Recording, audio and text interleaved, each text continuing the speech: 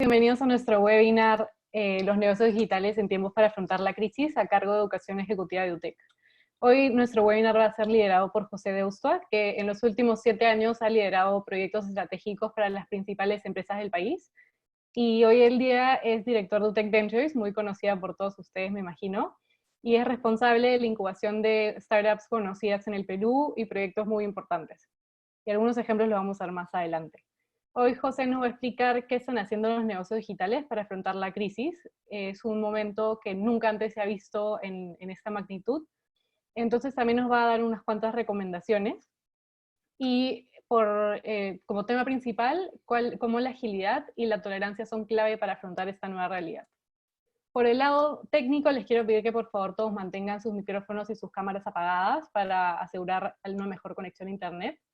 Queremos invitarlos a todos a hacer todas las preguntas que quieran por el chat. Lo único que antes de mandar el mensaje, revisen que el mensaje esté para todos.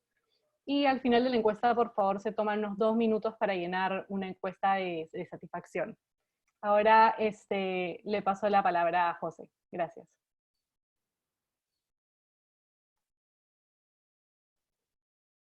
Hola, ¿cómo están? ¿Me escuchan bien? Sí, muy bien, gracias, José. Súper. Bueno, muchas gracias por la invitación. Voy a compartir mi pantalla, voy a apagar el video para no afectar la velocidad de transmisión y luego lo vuelvo a prender para ya responder preguntas al final de la presentación.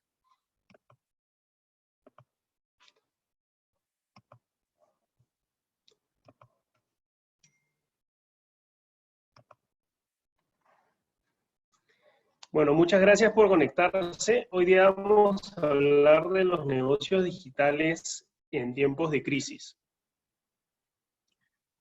Contarles un poquito sobre mí y sobre UTEC Ventures, donde el lugar que yo trabajo. UTEC Ventures es una iniciativa de la Universidad UTEC, es una iniciativa que empezó el año 2014 y desde la fecha nos ha permitido trabajar con cerca de 35 negocios digitales o startups. Y es justamente esta experiencia de estas 35 startups la que voy a venir a contar hoy.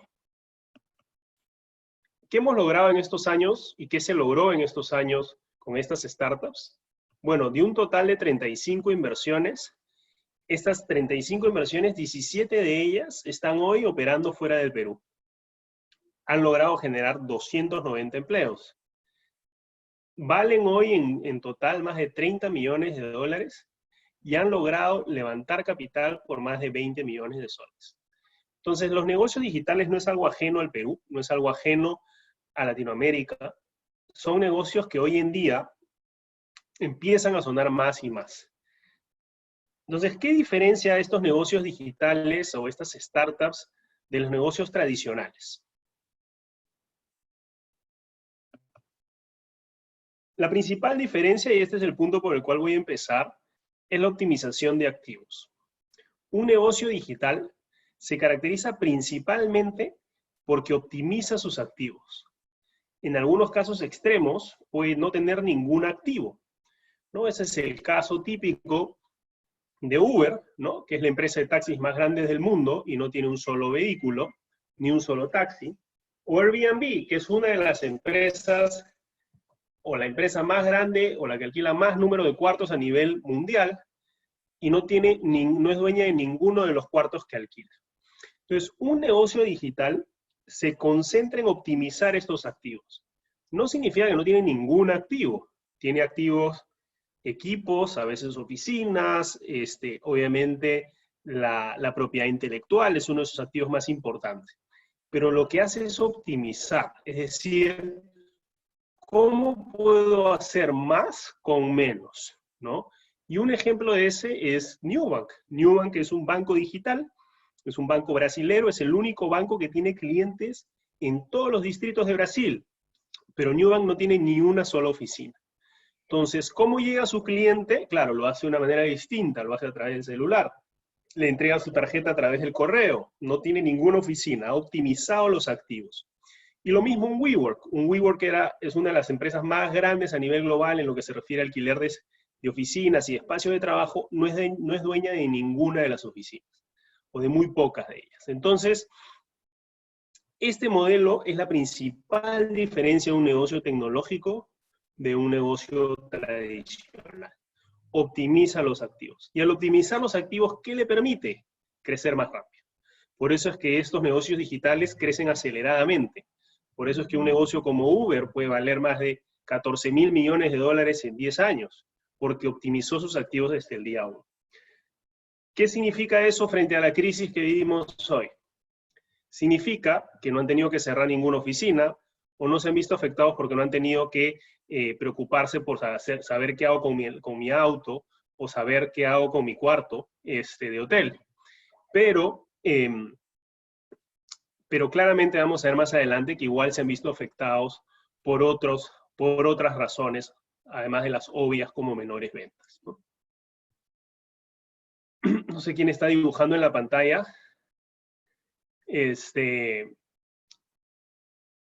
La segunda gran diferencia de un negocio digital, de un negocio tradicional, es la limitación de efectivo o de cash.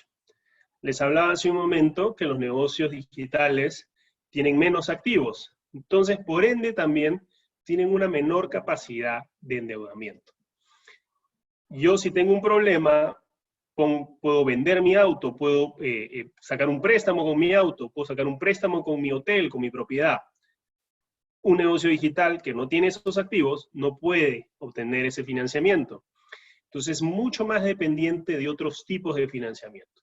Y es ahí donde entra el famoso Venture Capital. Venture Capital, ¿qué es? Es capital de riesgo para este tipo de negocios. Y son negocios intensivos en capital porque si no tienen este capital, no pueden crecer. Se hizo una encuesta a propósito del coronavirus y cuál era la principal preocupación de los fundadores y dueños de estos emprendimientos digitales, que se quedaran sin dinero sus principales financiadores. Esa primera línea que ven ahí en ese gráfico dice VC drying up. VC viene de Venture Capital, es decir, mi fuente de financiamiento, y drying up significa que se seca. Entonces, que se seque mi fuente de financiamiento es mi principal preocupación hoy como un negocio tecnológico. ¿Por qué? Porque es mi única fuente de financiamiento. A mí me es muy difícil ir a pedir un préstamo porque no tengo algo para apalancarme. Todo es un modelo nuevo, es un modelo que no ha sido necesariamente probado antes. Entonces, ¿cómo voy a un banco y le pido un préstamo y me va a decir, oye, pero yo no te creo que vas a crecer 10x? Entonces, tengo que ir a este mercado alternativo. El resto de preocupaciones, como ventas, caída en las ventas, la moral del equipo, despidos, ya son preocupaciones que probablemente probablemente las veríamos igual en un negocio tradicional. ¿Cuál es la principal diferencia? La primera, y que esté primera la hace además una diferencia importante.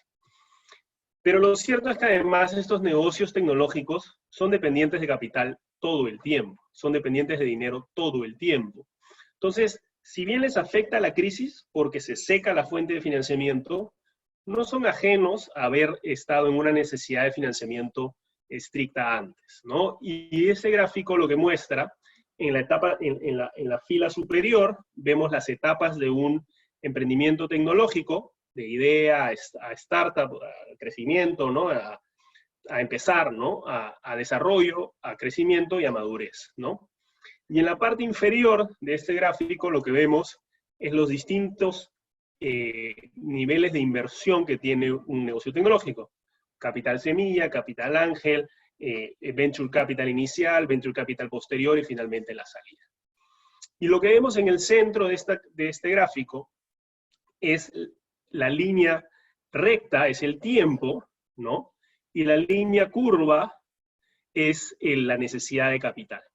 Y lo que vemos es que al principio uno necesita capital y además tiene su cash flow, es decir, su flujo de caja es completamente negativo. Entonces, necesita capital porque no genera ingresos, porque recién está piloteando, recién está soltando la solución, recién tiene pocos clientes, es dependiente de capital. Y luego en el crecimiento, si bien ya puede llegar a tener utilidades, necesita capital para crecer más rápido. Por eso es que tenemos emprendimientos o negocios digitales ya maduros, como un negocio como Rappi, que lo conocemos bien, que el año pasado levantó $1.000 millones para poder crecer más rápido, ¿no? Entonces, La segunda gran diferencia, la primera era la optimización de activos, la segunda era la dependencia en el capital de un negocio tecnológico versus un negocio tradicional. La tercera, ¿cuál es? Es trabajar remoto. Los negocios digitales, en su mayoría además, nacen de manera remota. Nacen yo trabajando en mi casa, tú trabajando en la tuya, o nos juntamos en un Starbucks, vamos contratando gente, no tenemos plata para una oficina al principio, tal vez trabajamos en mi casa. Entonces, estoy acostumbrado a esa movilidad remota. En general, acá lo que hemos mostrado en esta lámina es que hay más de 2.400 empresas que ya trabajaban remoto en el año 2019.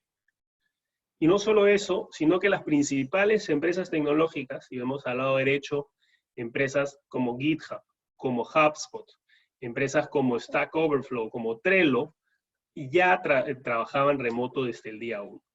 ¿Y por qué lo hacen? Porque claro, como no tienen activos, no necesitan necesariamente estar fijos en un lugar, pueden estar en cualquier lugar y trabajar. Pueden trabajar juntos, pueden trabajar separados. El trabajar remoto además les permite darle mayor resiliencia al negocio, vamos a hablar de eso un poco más adelante. El trabajar remoto además les permite contratar a un pool global de trabajadores, entonces les da una principal diferencia con un negocio tradicional. Un negocio tradicional que tiene un activo, que tiene una oficina de atención de un banco, va a tener toda su gente trabajando ahí, porque además va a buscar optimizar el espacio y decir, oye, este espacio le tengo que tratar de tener la mayor cantidad de gente.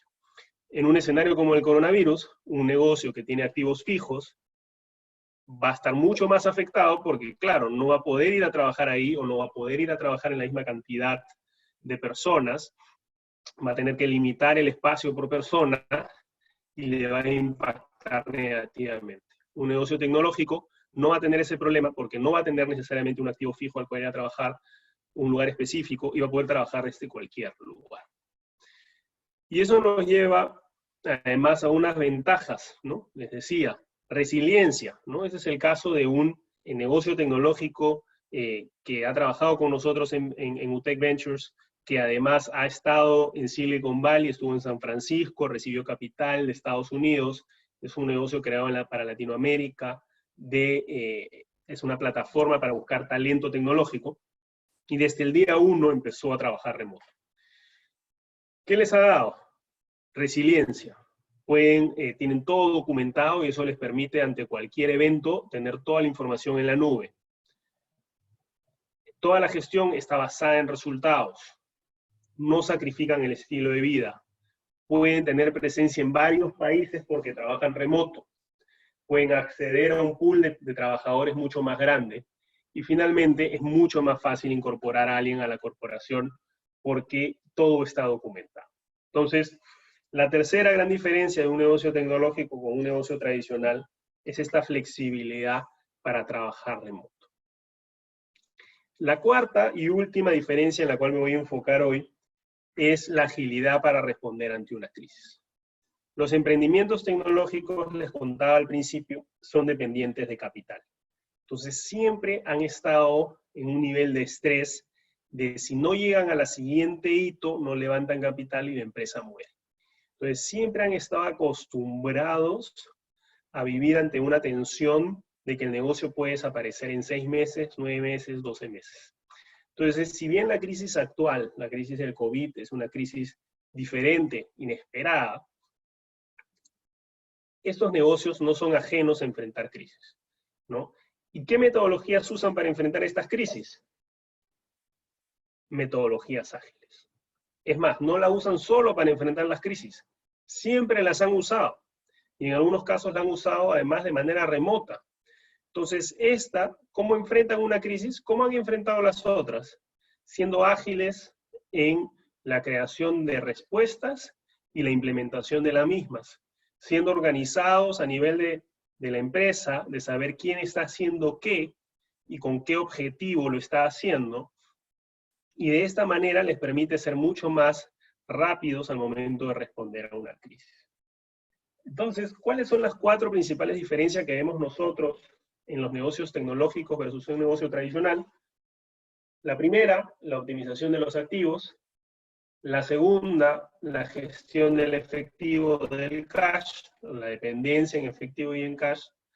La tercera, la experiencia trabajando remoto. Y la cuarta, la experiencia de crisis y la manera de trabajar ágil ante cualquier tipo de complicación. Entonces, esta es la diferencia. ¿Qué podemos aprender de ellos? ¿Qué podemos aprender de un negocio tecnológico? ¿Qué medida está implementando un negocio tecnológico hoy que me puede ayudar a mí con mi negocio, con la empresa donde trabajo o con el negocio en el que quiero empezar, ¿no? Bueno, lo primero es la gestión de costos. Creo que no hay ninguna empresa, ni tecnológica o no tecnológica, que hoy en día esta no sea su primera prioridad. ¿Y qué significa gestión de costos? Bueno, lo primero significa que uno tiene que estar acostumbrado y prepararse porque va a tener que tomar decisiones difíciles las siguientes semanas. Cállese las siguientes 2 semanas porque esto lo hicimos para una presentación cuando estalló la crisis, a finales de marzo. Pero la verdad es que vemos que esto se extiende y se extiende y se extiende. Entonces, si no han tomado todavía esas decisiones difíciles, hay que tomar esas decisiones difíciles y hay que tomarlas rápido. Lo peor es morirse desangrado, lo peor es estar impactando a su equipo de trabajo constantemente con decisiones duras y otra vez decisiones duras. Lo mejor es de un momento tomar una decisión fuerte, le voy a comentar más adelante, ir al extremo más pesimista posible, tomar esa decisión y saber que de ahí para adelante hay un futuro. Entonces, estas decisiones, ¿alrededor de qué están? ¿No? Lo primero, detener los gastos no esenciales. Hay que priorizar los gastos que mantengan operativa la empresa, no generen ingresos, y despriorizar las que no impactan ni en costos ni en ingresos. Si pensamos hacer una ampliación, si pensamos invertir en alguna mejora, hay que reevaluar si es necesario y si eso va a tener un impacto en el corto plazo. Tercero, ¿qué debería ser cortado hoy si este estado se mantiene por los próximos 6 o 9 meses? Hay que empezar a crear escenarios de lo que puede pasar los próximos 6 y 9 meses. Y en función de eso, identificar qué costos cortaría yo si este escenario se mantiene 6 o 9 meses. Ya más adelante lo voy a explicar por qué. Cuarto, reevaluar todo. O sea, hoy es negociable todo. Entonces, todos con sus proveedores o con sus vendedores, todo es negociable. Y es hasta en algunos casos negociable el tema de sueldos. Ya lo estamos viendo hoy. Y al respecto de eso viene el punto 5, ¿no? Es importante revisar, lo más importante es que la empresa siga viva. Si la empresa muere, todos igual vamos a terminar en la calle. Entonces, ¿qué podemos hacer para que la empresa siga viva? Para que la empresa siga viva, y como les digo, en el caso tecnológico, que es dependiente de capital, esto es una pregunta que la hacen constantemente, en algunos casos implica reducir los sueldos o reducir el personal. Y esas son de las decisiones más difíciles que tiene que tomar cualquier empresa, y por eso es que estas decisiones difíciles tienen que tomarse rápido. Entonces, el quinto punto para reducir costos es personal. Y el último, pensando en costos, hay que ver qué opciones nos da también el gobierno u otros programas que puedan estar disponibles. En el caso de empresas tecnológicas, hay programas de proveedores tecnológicos como Google, Amazon, Microsoft, que están saliendo a propósito de la crisis, que buscan justamente dar créditos para el uso de las plataformas o facilitar el acceso libre a una serie de servicios por un plazo más largo, que puede ayudar a reducir los costos en momentos como los actuales. Y que además no se deslinda del que les mencionaba en el punto 3, en que es importante renegociar y revisar las condiciones con proveedores y con vendedores. Entonces, la primera medida que están tomando los negocios tecnológicos hoy a propósito de la crisis es reducir costos.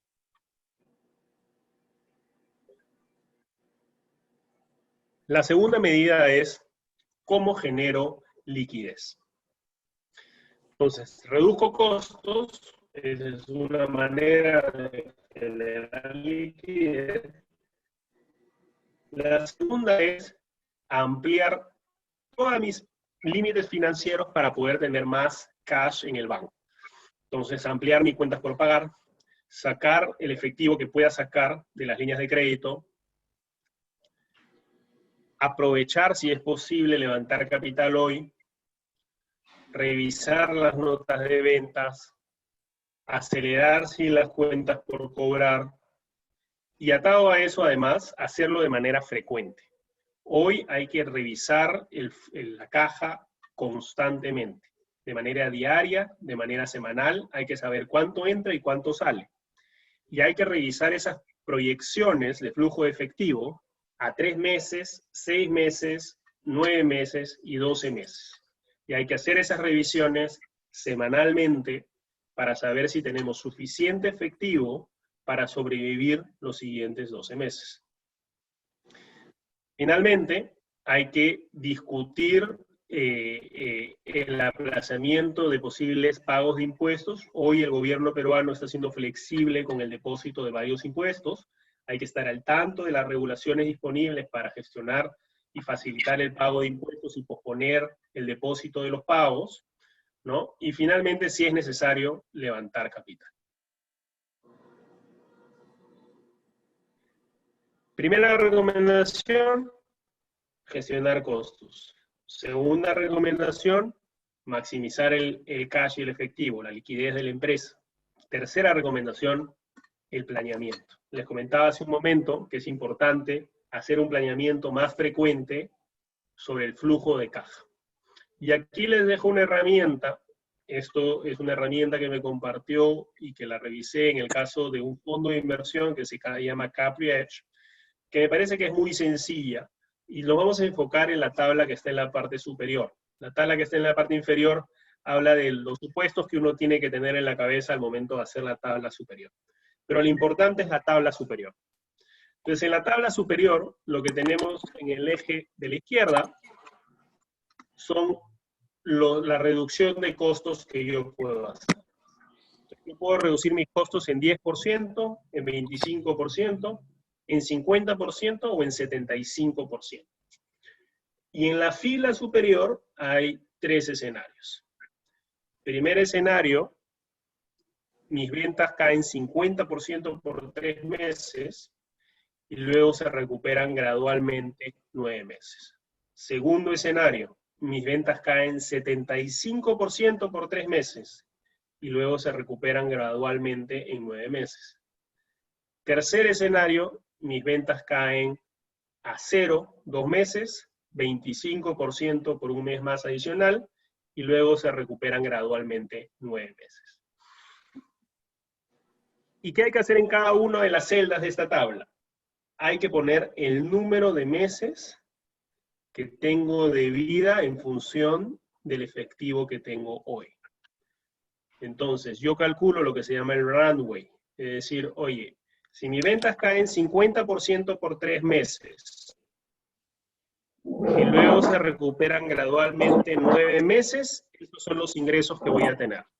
Y yo reduzco mis costos en 10%, estas van a ser las pérdidas y las ganancias, y en función de lo que tengo hoy en mi efectivo y las pérdidas que puedo tener en el futuro, ¿para cuántos meses de vida tengo?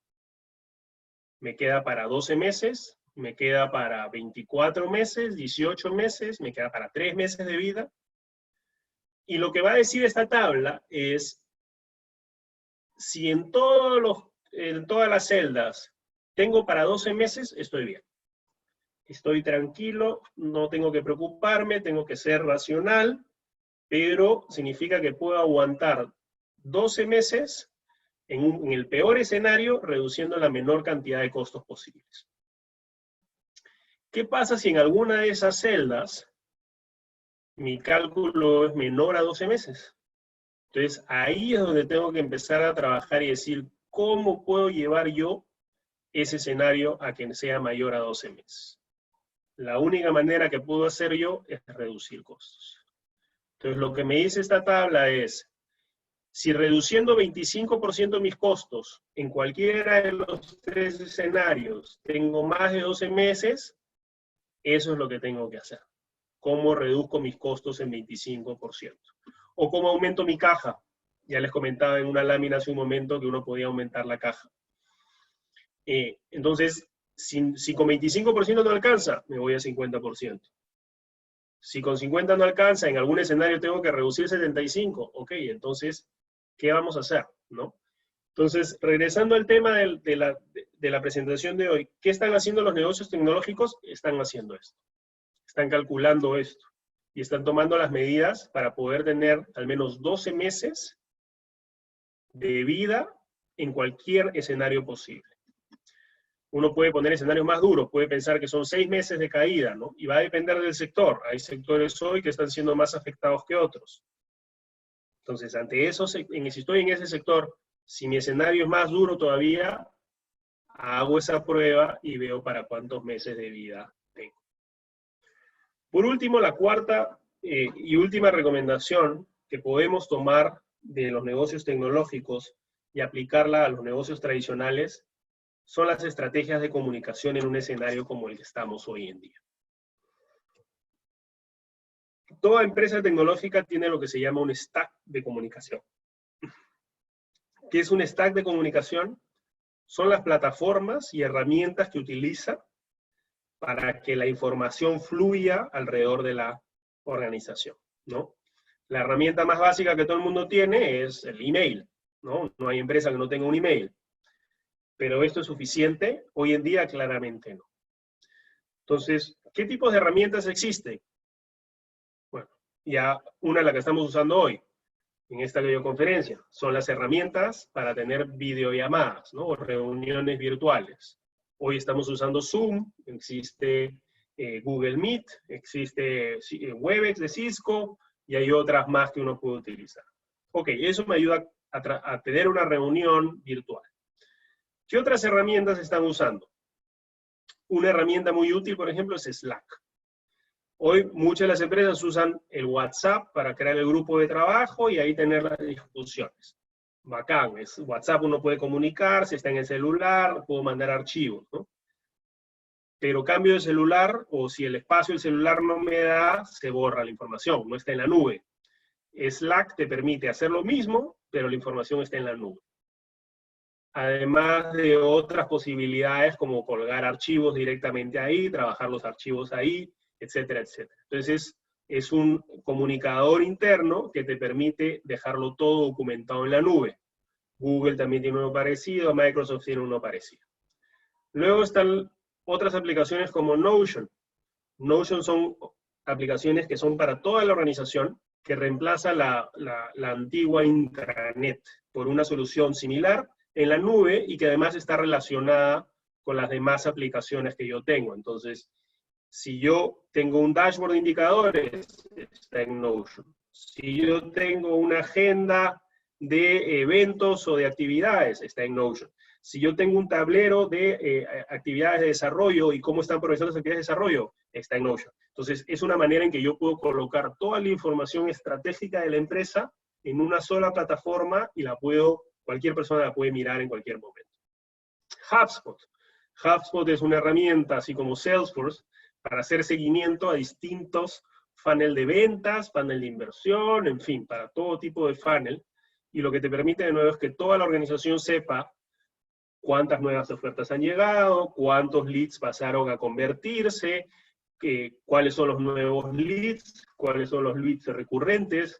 Y de nuevo, permite que toda la organización esté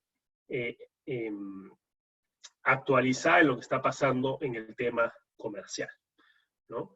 Y luego, si eres una empresa tecnológica, probablemente usas GitHub para tener información de todo lo que se está desarrollando a nivel de código compartido con toda la organización y hasta fuera de la organización, ¿no? Entonces, uno sabe quién está desarrollando qué utilizó en qué tipo de desarrollo, y además comenta, opina y hace una serie de comentarios o mejoras al proceso, por más que uno no esté directamente vinculado con el proceso, ¿no? Entonces, esto es un ejemplo de un stack de comunicaciones, ¿no? Y acá les dejo, además, una página que se llama Stack Overflow, donde uno, por ejemplo, puede entrar y puede ver, por ejemplo, oye, ¿quién está usando Slack? ¿No? ¿Y quiénes están usando Slack a nivel global? Lo está usando Airbnb, lo usa Dropbox, lo usa Pinterest, lo usa Instacart, Shopify, Lyft. Entonces, Si yo quiero imitar a alguna empresa o quiero saber, oye, esta empresa tecnológica, ¿qué está utilizando? Puedo entrar a esta página que se llama Stack Overflow y saber exactamente qué aplicaciones o qué aplicaciones, qué tipo de stack de desarrollo, porque está más enfocada en el tema de desarrollo, pero también qué otras aplicaciones están usando o quién usa esta aplicación que quiero utilizar yo, ¿no? Yo puedo entrar ahí, poner Zoom y saber qué empresas usan Zoom, ¿no? Entonces, a nivel de comunicación, hay que tener un stack de comunicación. Las empresas tecnológicas tienen un stack de comunicación, pero además hay otras recomendaciones que son muy importantes, ¿no? Cuando uno está trabajando remoto, la comunicación debe ser deliberada e intencional. Ya no hay almuerzo que salió de la nada, esta conversación que tuvimos en el pasillo, o yo tenía una duda y qué suerte que te encontré porque si no, no hubiera podido resolverlo. Ya no existe eso. Uno tiene que planificar, tener reuniones con sus equipos, con su personal directo, que ellos tengan también reuniones con su personal de trabajo, y se tiene que organizar. Y tener reuniones de trabajo y reuniones también casuales, virtuales. Pero tiene que ser intencional, porque también el gran riesgo de los trabajos remotos, y que las empresas tecnológicas no lo conocen, es el tema de cultura, ¿no? Entonces, claro, si no estuviéramos en una cuarentena, la recomendación es tener algunas actividades presenciales y otras remotas, ¿no? Aún a pesar que eso sea así, es importante tener comunicaciones deliberadas e intencionadas para los momentos en que estás 100% remoto, no perder ese vínculo que somos todos partes de un mismo equipo. Entonces, eso es muy importante. Hoy que estamos 100% remotos, porque por la cuarentena, hay que tener todo esto virtual y tener momentos de relajo virtual y momentos de trabajo virtual. Lo siguiente es, no todo tampoco es hacer videollamadas. Hay muchas cosas que se pueden coordinar a través de correos, a través de mensajes, a través de las plataformas que le mencioné y que quedan además en la nube. Entonces, hay que tener cuidado tampoco en exagerar y pasarme todo el día teniendo videollamadas porque también hay otras cosas que tengo que trabajar en mi día a día y no avanzo, ¿no? Entonces, es interesante ahí que en promedio las empresas pueden perder hasta 32 horas al mes en reuniones improductivas, ¿no? Y ahí también es importante gestionar bien las reuniones, ¿no? Hay muchos artículos sobre cómo gestionar eficientemente una reunión de trabajo. Las reuniones de trabajo no deberían durar más de 45 minutos. Si va a durar más de 45 minutos, es mejor tener más de una reunión. Estas reuniones de trabajo además tienen que tener un objetivo claro al principio. Decir, oye, el objetivo de esta reunión es A, B, C. Y al final de la reunión, revisar si se cumplió el objetivo o los objetivos que tenía la reunión, ¿no? Tener un moderador. Además, eso es importante. Si van a tener reuniones de trabajo, una de las reglas que siguen las empresas tecnológicas es que hay un moderador, que no es el que organiza necesariamente la reunión o el que presenta la información en la reunión, pero es el que hace que uno no se desvíe en conversaciones que no tienen nada que ver y que se cumplan y revise que se están cumpliendo los objetivos de la reunión. Tercero, para el trabajo remoto, la confianza es importante, porque ya no hay esa, usualmente cuando es presencial, uno se basa mucho en ver lo que está haciendo la otra persona, ¿no? Acá uno, si no confía en su equipo, no hay manera que funcione cualquier trabajo remoto, ¿no? Porque hacer un seguimiento, un micromanagement, de estar sabiendo todo lo que estás haciendo tú de manera remota es imposible, ¿no? Y así nadie quiere trabajar. Entonces, ¿qué es importante? Dejar los objetivos claros y tener confianza en el equipo que va a entregar esos objetivos, ¿no? Y así llegamos al último punto, que es documentarlo todo. Hacer trabajo remoto, si uno no tiene los canales correctos, el de comunicación, los que mencioné en la lámina anterior, es muy difícil avanzar porque, claro, uno se pierde la información. ¿Dónde está el archivo que me mandaste?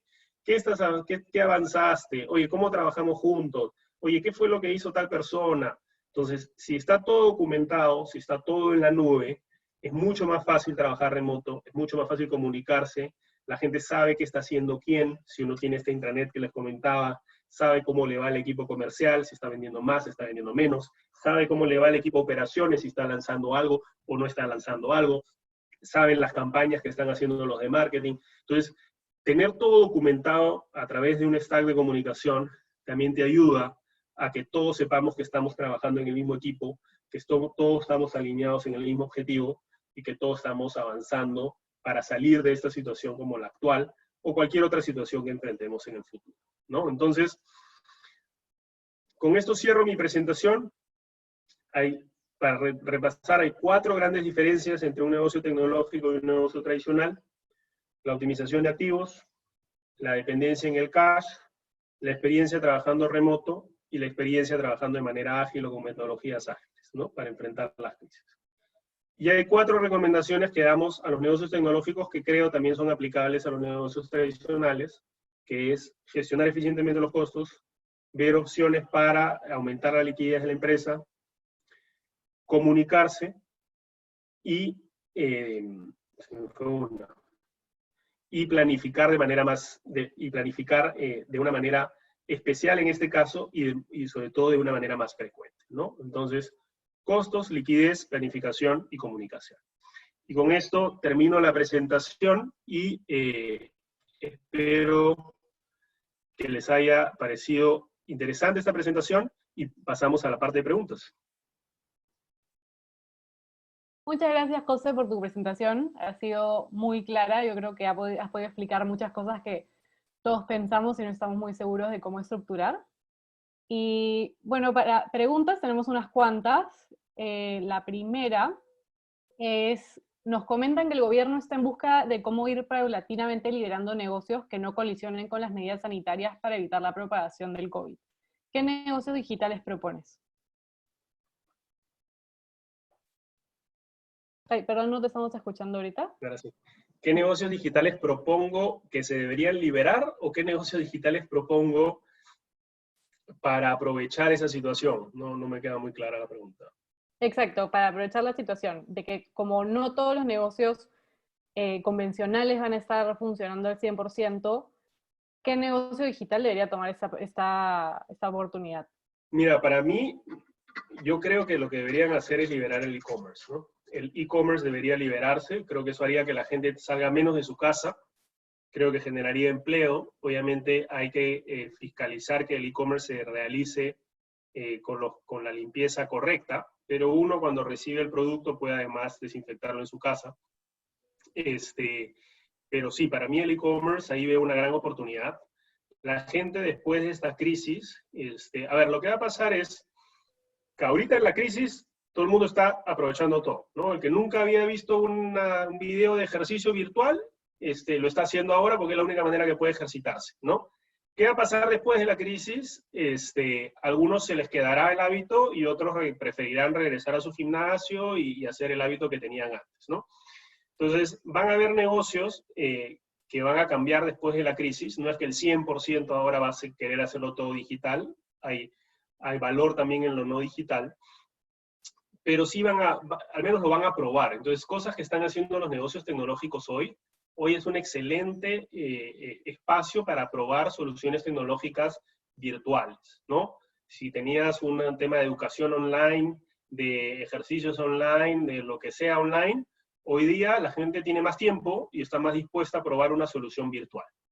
Entonces, relacionado a eso, la gente está hoy día pidiendo de todo por teléfono. Los que no tenían e-commerce se han agenciado para tener un e-commerce, te pasan por WhatsApp, te dicen, oye, te llevo, no sé, pan, salchicha, mantequilla, no sé, y la gente los está comprando por WhatsApp, le está depositando en la cuenta, etcétera, ¿no?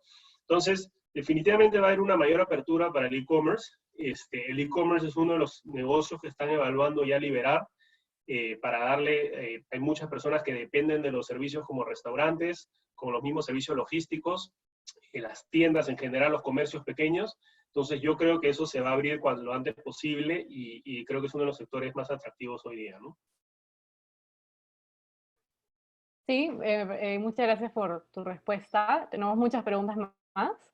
Ahorita nos están preguntando un poco si nos puede dar unos comentarios sobre el marketing digital en el contexto de hoy y cómo cómo esto se podría aplicar a la emergencia, ¿no? ¿Qué situaciones y oportunidades de negocio se van a abrir respecto a eso? Mira, a ver, oportunidades de negocio, la verdad es que hay sectores hoy que son muy atractivos. Uno de ellos es por ejemplo, todo lo que sea aplicaciones, ¿no? Se ha incrementado todo lo que es descarga de aplicaciones.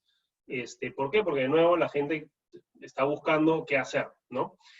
En lo que respecta al marketing digital, no tengo las cifras, pero me atrevería a pensar que se debe incrementar los costos por clic y por share en Facebook y Google, porque claro, es el único canal hoy, o el canal más utilizado hoy. El incremento en flujo de Internet ha sido bastante fuerte y se ha incrementado el costo de hacer marketing online, ¿no?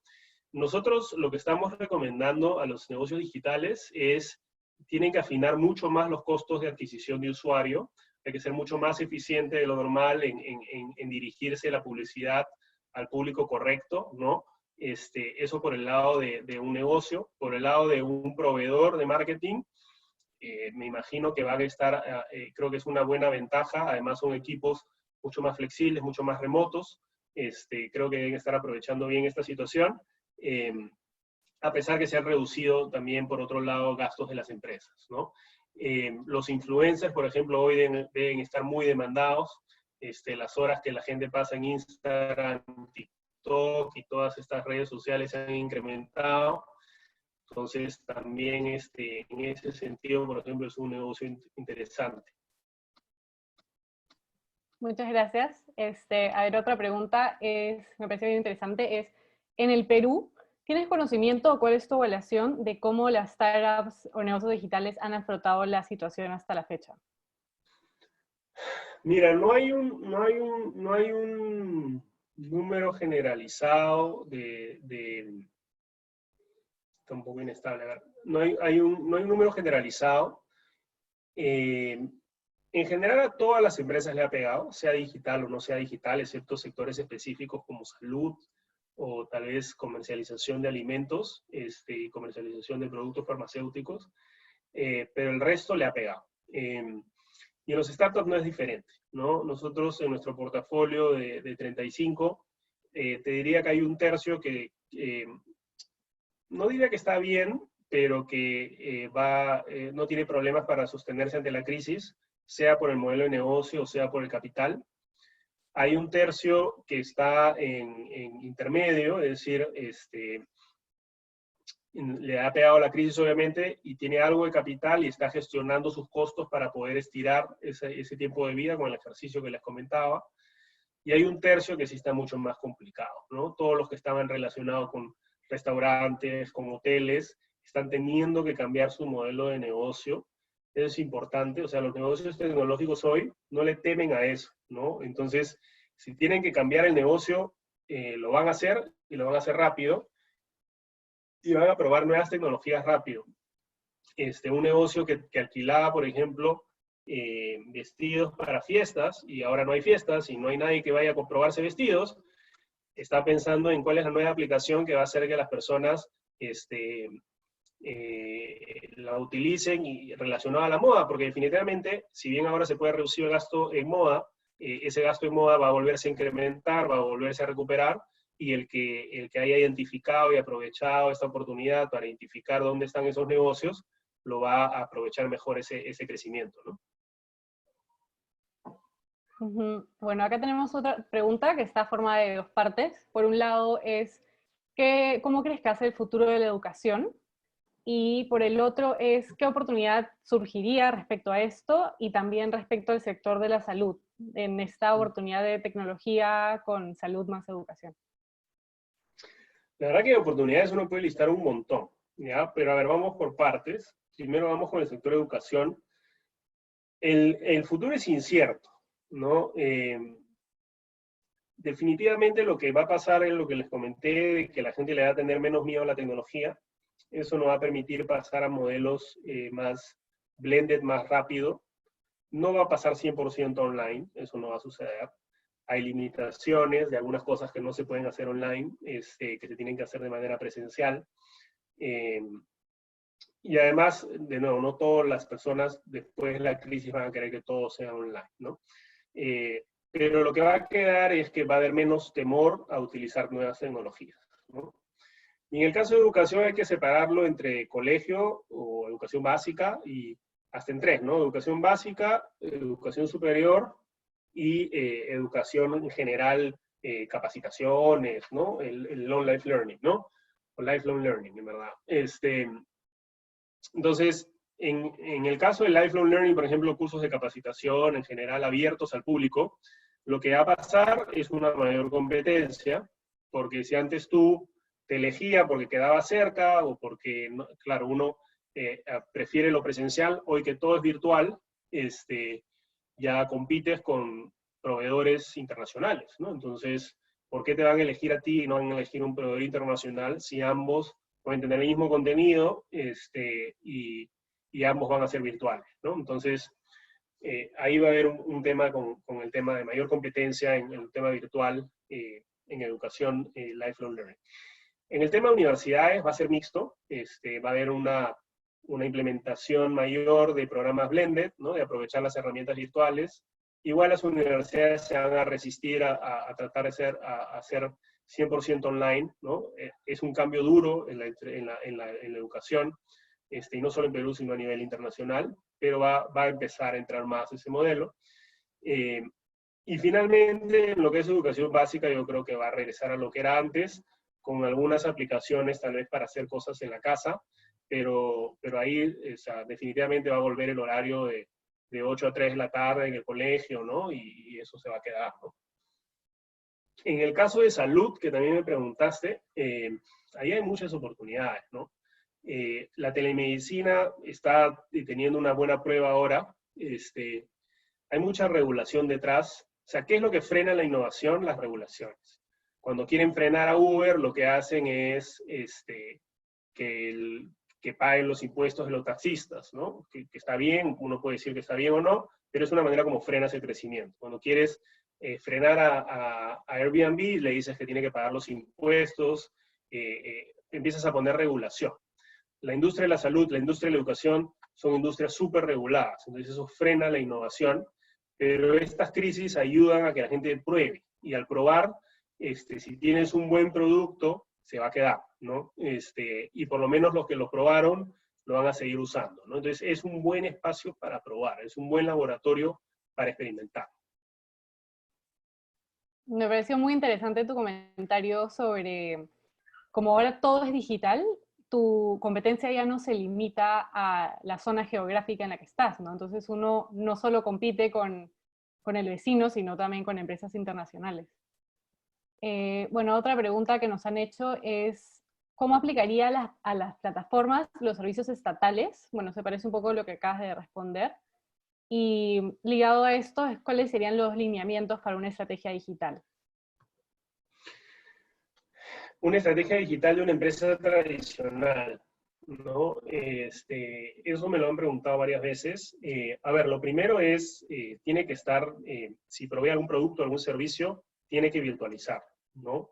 Eso es lo que puedes hacer pensando en los siguientes 9 meses, sujeto a que tienes la caja para soportar los siguientes 9 meses, ¿no? O 6 meses. Entonces, si tienes ese capital, aprovecha y prueba, ¿no? Y lo mejor que puede pasar es que después de la crisis, la gente te siga comprando online, te siga comprando presencial, te vas a tener 2 canales de ingresos y vas a poder quedarte con el que mejor funciona.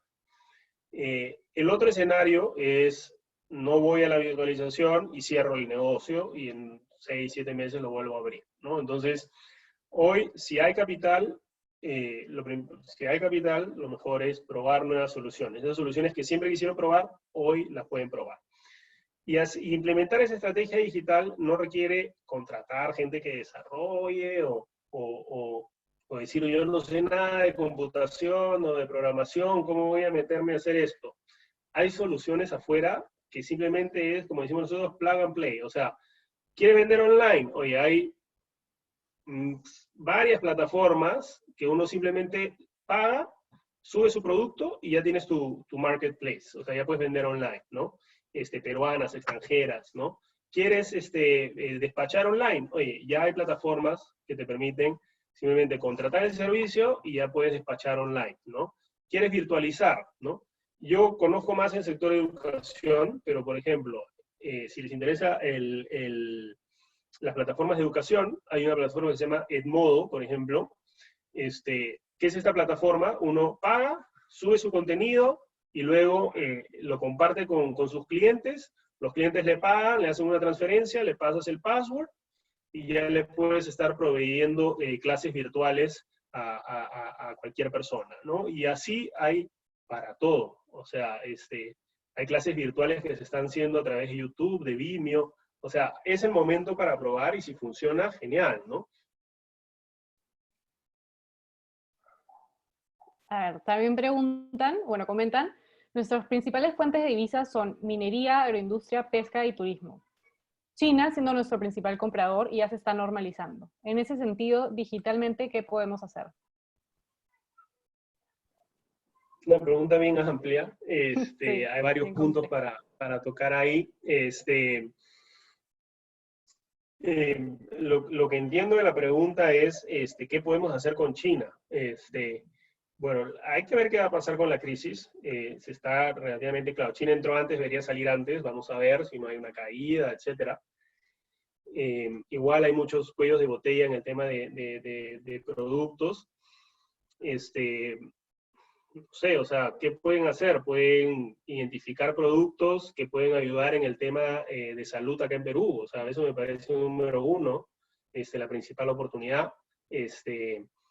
Como exportador peruano, nada, seguir viendo cómo exportar, ¿no? ¿Cómo mejoras tu propuesta de valor de cara a ser un exportador? La manera virtual de hacerlo, hoy día, por ejemplo, hay plataformas que te permiten consolidar carga de una manera virtual, ¿no? Y no tener que estar usando el teléfono o estar yendo a revisar la carga. Todo el tema de revisión de documentación, de aduanas, todo eso ya se está digitalizando. Hay plataformas ya que te permiten consolidar toda esta información. En fin, la verdad es que poco a poco todos, o sea, hay cada vez más soluciones. Hay que mirar fuera de Perú, no solo Perú, que ayudan en todo lo que es comercio exterior. Y nada, ahí es una pregunta un poco amplia, pero espero que eso ayude un poco en la respuesta, ¿no? Sí, muchas gracias por eso. A ver, también preguntan cómo podemos fidelizar al consumidor con la marca sabiendo que el actual consumidor se basa en seguridad. ¿Cómo podrían solucionar ese temor del usuario mediante la página web? Es una muy buena pregunta. El tema de que el cliente ya no te ve, ¿no? Hace más difícil tener al cliente conectado, ¿no? A ver, lo que están haciendo todos, uno tiene que poner ejemplos de cómo está siguiendo los protocolos de limpieza, si lo que te preocupa es el tema de seguridad y limpieza, ¿no? Entonces eso tiene que quedar claro, cómo están siguiendo esos protocolos. Se sube información, se comparte la información. No es casualidad, pues, que las empresas de seguros o empresas de distintos tipos, todos hoy día te mandan recomendaciones contra el COVID, ¿no? ¿Por qué te mandan recomendaciones contra el COVID? Porque es su manera de estar cerca a la marca, de demostrarte que les preocupa que tu salud, etcétera, ¿no? Entonces, no haría lo mismo porque hay que hacerlo, pero también buscaría otras maneras de hacerlo, ¿no? Hoy la gente está muy preocupada porque está metida en su casa todo el día. Entonces, si tú como marca puedes darle algo extra, yo se lo daría, ¿no? Una clase especial de cocina, si vendes insumos de cocina. Si tenías una suscripción o provees algún servicio de contabilidad, legal, hasta temas de salud, o sea, financiero, lo que sea, oye, regálales un par de horas para hacer una discusión virtual de, oye, cómo aplicar alguna cosa, cómo mejorar en algún tema, ¿no? O simplemente para escuchar qué retos y problemas tienen, ¿no? Otra cosa, ya si eres un poco más avesado, mándales productos a su casa, o sea, a tus principales clientes, si quieres que sigan estando contigo, oye, puedes mandarle un producto alimentario gratuito a su casa, lo va a agradecer, ¿no? Hay distintas maneras de conectarse con el cliente.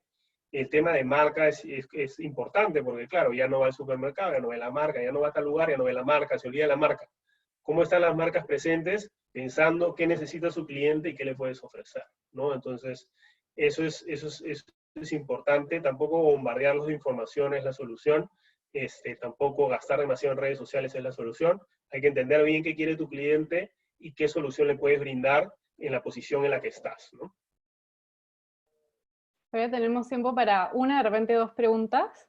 A ver, ¿qué podrían esperar las startups en materia de financiación, levantar capital después de la pandemia? Es una muy buena pregunta. A ver, ¿qué ha pasado con el financiamiento de startups, ¿no? Entonces, el financiamiento privado, lo que va a pasar es que va a ser muy difícil que puedan incorporar nuevas inversiones. ¿A qué me refiero? Si yo ya iba avanzando con alguien un financiamiento, es muy probable que eso continúe y se pueda cerrar, esperemos positivamente, para el negocio. Si voy a empezar a conversar con alguien que no me conoce, en general la mayoría de fondos con los que he conversado o con los inversionistas no están viendo nuevas operaciones porque ya tienen suficiente con las operaciones que ya tenían, van a querer ser más cautos con la inversión, y quieren utilizar también parte de sus recursos para ayudar a las inversiones que ya hicieron en el pasado.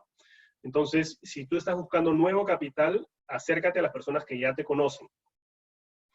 Si te vas a acercar a alguien que no te conoce, la probabilidad es baja. No te digo que no lo hagas, pero ten en cuenta que si vas a apostar a eso, la probabilidad es baja, porque hay que formar esa relación y porque los inversionistas están pensando más en proteger lo que tienen hoy que hay pocos recursos que en invertir en nuevas cosas, ¿no?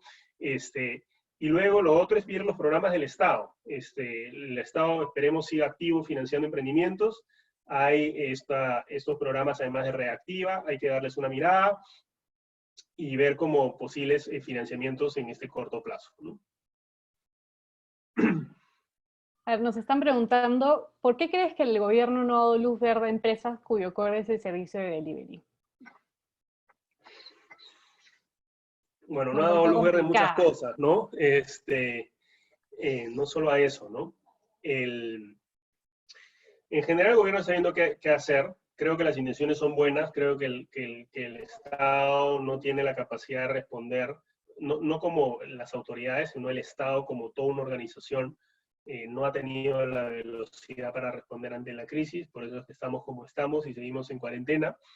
Le pondría un poco más de velocidad, empezar a soltar algunos negocios adicionales con los controles correctos. El gran temor, me imagino, del Estado es que dice, oye, el delivery se abre, y de pronto todos son ahora delivery, ¿no? Y todo el mundo empieza a andar en bicicleta por Lima para lo que sea, para ver a la novia, para lo que sea. Entonces, creo que ese es su temor, pero no, esperemos que ya lo abra, tal vez que limite el número de organizaciones que lo pueden hacer, ponga multas, fiscalice para que se cumpla el tema de sanitario, que no hayan agrupaciones grandes de personas, que sea poco a poco, que se cumplan las distancias. Esperemos que sí. O sea, me hace sentido que es algo que deberían abrir ya, ¿no? Bueno, ya nos estamos quedando sin tiempo, me parece que hay tiempo para una más. ¿Consideras que los nuevos negocios deberían considerar alternativas como contactless, mobile, telepresencial y MVP para probarlos? Mira, definitivamente es algo súper atractivo. Si alguien está desarrollando esa tecnología, me parece buenísimo, porque sí, definitivamente la gente de nuevo, como les digo, va a probar todo. Hoy día, si tú le dices, oye, ya no necesitas tocar algo, lo va a usar, lo va a testear. Si funciona, probablemente se quede utilizando ese tipo de soluciones. Entonces, por un tema de higiene. Entonces, claro, definitivamente que sí. Me parecen unas muy buenas iniciativas para desarrollar. Y una última pregunta, estoy tratando de resumirla un poquito. ¿Qué le recomendarías a las empresas que no nacieron digitales, pero quieren serlo? ¿Cómo podrían acceder a ese tipo de negocio? Ya, eso es una muy buena pregunta y me parece genial para cerrar con esa pregunta. A ver, hay dos cosas, ¿no? Uno es, no naciste digital, pero naciste identificando que había una oportunidad y un cliente. Entonces, eso ya lo tienes avanzado. Ya tienes un cliente, trabaja con ese cliente y mira qué otras necesidades tiene o qué necesidades tienen en la coyuntura actual. Y si tienes eso claro, lo que te falta buscar es el equipo que te ayude a generar esa solución. Entonces, ¿cómo buscas ese equipo? Tus contactos, otras empresas que lo están haciendo y que pueden querer hacer una alianza contigo. Tal vez puedes contratar a alguien, pero lo importante para mí es lo primero. O sea, identificar bien la necesidad del cliente y luego armar ese equipo o esa alianza que te va a permitir generar esa solución. Y es poco a poco, o sea, no esperen de un día a otro volverse pues programadores que crearon Google, o sea, no va a ser así, pero uno va aprendiendo en el camino y va avanzando, ¿no? La gran limitante es el capital, entonces si no tienes capital vas a tener que basarte más en cómo vendes ese proyecto a alguien que está dispuesto a donar su tiempo en ese proyecto. Entonces ahí ya depende de tu capacidad como negociante, como emprendedor, de vender un buen proyecto. Y les cuento un ejemplo, ¿no? O sea, la gente dice, oye, quiero levantar $50,000, $100,000 para mi proyecto, ¿no? Y es difícil, no es fácil levantar 50,000, $100,000, ¿no? Pero hay casos que lo logran hacer con ideas en papel. Y tú dices, pero este pata, ¿por qué lo hizo en una idea en papel? Porque vendió bien el negocio y demostró que tenía las capacidades para hacerlo.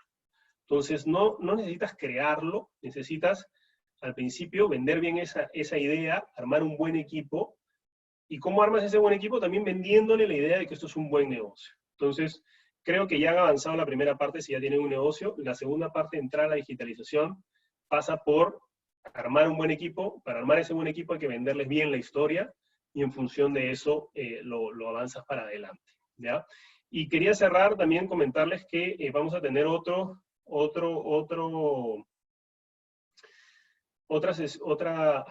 webinar el jueves en la mañana, donde voy a tocar más bien el tema de cómo empezar una startup. Entonces, creo que complementa bien donde hemos dado una comparación, el otro va a ayudar a empezar. Entonces, si hay alguno acá que quiere escuchar cómo empezar una startup, el jueves en la mañana vamos a tener otro webinar al respecto. Muchas gracias, José. Esa respuesta ha estado completa. Yo creo que todos acá podemos aprender algo de eso. En general, de toda la presentación. Las preguntas, gracias a todos por hacerlas porque han estado muy buenas también. Gracias a también. todos por conectarse. Sí, muchas gracias, en serio. Y los invitamos a seguir conectándose a nuestros webinars. Espero que les haya gustado. Y por favor, si se pueden tomar unos minutos para terminar de llenar la encuesta que vamos a proyectar ahora. De nuevo, José, muchas gracias por tu participación.